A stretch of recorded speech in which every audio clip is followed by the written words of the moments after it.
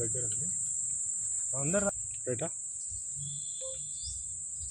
ఈరోజు జయశంకర్ భూపాలపల్లి జిల్లాలోని కాటారం డివిజన్ కేంద్రంలో సిపిఎం పార్టీ ఆధ్వర్యంలో ప్రెస్ మీట్ నిర్వహిస్తూ ఉన్నాం.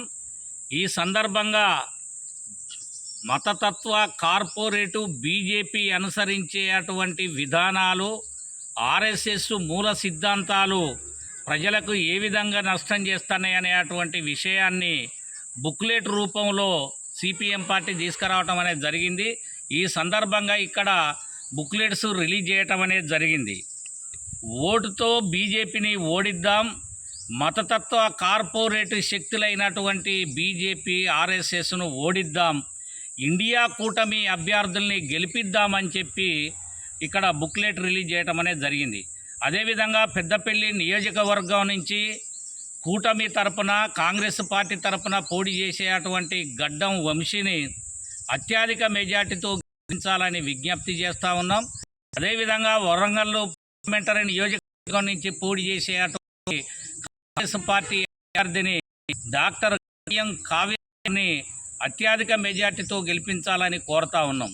అదేవిధంగా ఈ ప్రాంతం లోపల, ఈ జిల్లాలో ఉన్నటువంటి సిపిఎం దాని ప్రజా సంఘాలు అంతా ఈ ఎన్నికల్లో బీజేపీని గెలిపించడం కోసం గట్టిగా కృషి చేస్తే ఎనలేనటువంటి పద్ధతులలో మా కృషి ఉంటుంది. ఇక్కడ గడ్డం వంశీని అటు వరంగల్ పార్టీలో డాక్టర్ కావ్యను గెలిపించుకునే బాధ్యత సిపిఎం పార్టీది. 10 సంవత్సరాల కాలంలో అనేక రకాల ప్రజా వ్యతిరేక విధానాలు ఈరోజు ప్రారంభించడం అనేది జరిగింది.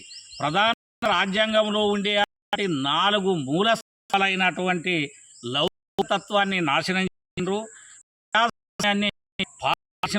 పరిస్థితి ఉంది, ఆర్థిక సహలంబన లేకుండా చేసినటువంటి తీరుంది, సమైక్య అనేదే లేకుండా ఈరోజు చేసినటువంటి పరిస్థితి ఉంది, సామాన్య న్యాయం అనేది లేనటువంటి స్థితి కూడా పడతా ఉంది. విపరీతంగా ధరలు పెంచి ఆహార భద్రత అనేది లేకుండా పోయింది, ఉపాధి హామీ పనికి ఆశే లేదు, పోడు లేవు, ఉపాధి హామీ చట్టంతో తీరు చేస్తూ ఉన్నాడు. కార్మిక సంబంధించి 49 చట్టాలను 4 వర్గానికి వ్యతిరేకంగా పెట్టుబడిదారులు, భూస్వాముల తీరు ఇవాళ కనపడతా ఉంది. మోడీ కాలంలో అనేక రకాల వాగ్దానాలు చేసిండు.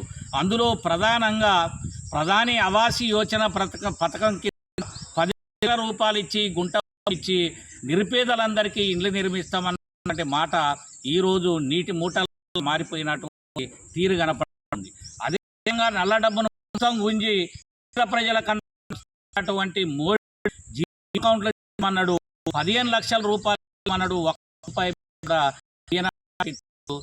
కనపడతా ఉంది. కానీ అనుసరించే విధానాల మీద పెద్ద ఎత్తున సిపిఎం చేసి ఈరోజు ఇండియాలో కూటమి గెలవాలి, కూటమి అధికారంలో గెలవాలని సిపిఎం ప్రయత్నం చేస్తాను. ఇప్పటి జరిగినటువంటి తదంగం అంతా మోడీ ఈడీలను ఉపయోగించిండు, ఐటీలను ఉపయోగించిండు, సిబిఐలను ఉపయోగించి ప్రశ్నించే అటువంటి గొంతుల్ని, ప్రతిపక్షంలో ఉన్నటువంటి వ్యక్తుల ప్రభుత్వాలు కొట్టే అటువంటి పని చేసిండు. కేజ్రీవాల్ను ఆ జైల్లో పెట్టినటువంటి తీరు చూసినాం. హేమంత్ సోరెన్ను ఉత్తరాఖండ్ ఏరియాలో ఆయన కూడా పెట్టినటువంటి తీరు చూసినాం. అదేవిధంగా గవర్నర్ల వ్యవస్థను పెట్టి ప్రతిపక్ష ప్రభుత్వాలను కూలగొట్టడం, ఎదిరి చేసే అటువంటి పరిస్థితి. ఇలా ప్రతిపక్షం ఉండి ఎవరైనా తప్పు చేయకపోయినా వాళ్ళ నేరాలు, ఘోరాలు, కేసులు పెట్టి అది బీజేపీలోకి వచ్చిన తర్వాత పడిపోయే గంగా నదిలో స్నానం చేసిన అయిపోతా పద్ధతులలో బీజేపీ. అందుకని బీజేపీ అనుసరించే అటువంటి విధానాల్ని ప్రజలందరూ మేము విజ్ఞప్తి చేస్తూ ఉన్నాం. మరొకసారి బీజేపీ పోవడానికి వీల్లేదు.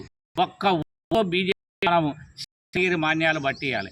ఏదైతే బీజేపీ ఆర్ఎస్ఎస్ మూల సిద్ధాంతం అది పుణ్యము, అదేవిధంగా లోకము, స్వర్గలోకం అంటుందో, అందుకని ఒక్కతో మోడీ యమానికి బంధాలని ఉంది. మోడీ వీల్లేదు. రాజ్యాంగ తుంగతాడు చేస్తాడు, దాని స్థానంలో మన శాస్త్రాన్ని తీసుకొస్తాడు. ఇప్పటికే ఎస్సీలు, ఎస్టీలు, మైనార్టీలు ఆదివాసీలు గిరిజనులు అత్యాచారం అనేకం జరుగుతున్నాయి.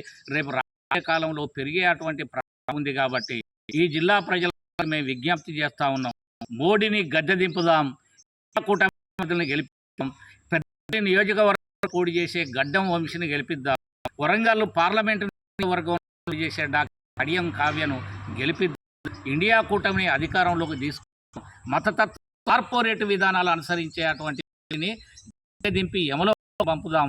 దానికోసం ప్రజలంతా సిపిఎం పార్టీగా విజ్ఞప్తి చేస్తా ఉన్నాం. నా పేరు బంధు, సిపిఎం పార్టీ జిల్లా